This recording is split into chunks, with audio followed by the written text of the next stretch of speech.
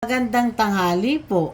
Tayo po ngayon nagbabalat ni Ring Talaba. Nabigyan ni Tita Erling. Tingnan po niya katatab. Ngayon po katataba po ng laman tayo po nagpahuli ng sugpo din sa maliit na palisdaan. Kaya lang nga po nalugi tayo at wala pong nahuling sugpo. Dahil po nagkamatay pala nung nakarang linggo na natubigan. Kasi nga po lumubog yung mga pilapili. Nagkamatay po yung sugpot, nakain pala yun ng bangus. Kaya eri po yun ang nangyari.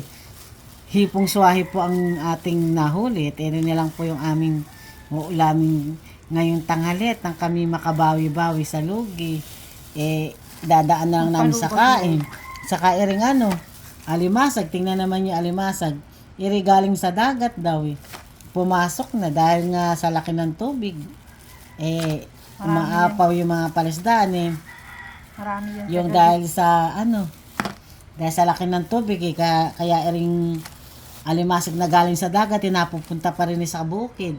Ayan po isasawsaw natin din sa ginawa nating sawsawan. Diyos ko po inang napakasarap ni rin. Tapos sukang pombong ay naku po napakasarap.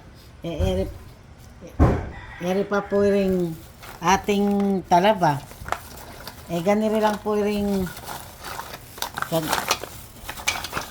pagbubukas po ng talab ganito po ganito lang po iyan para hindi kayo masugat kung alin po kakapain po nyo kakapain po nyo yung pinakadulo. Ayan po kakapain po nyo yung dulo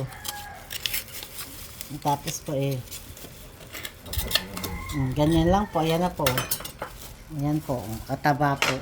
Diyos ko po kasarap. Kain na po tayo. Tayo po mananghalian na.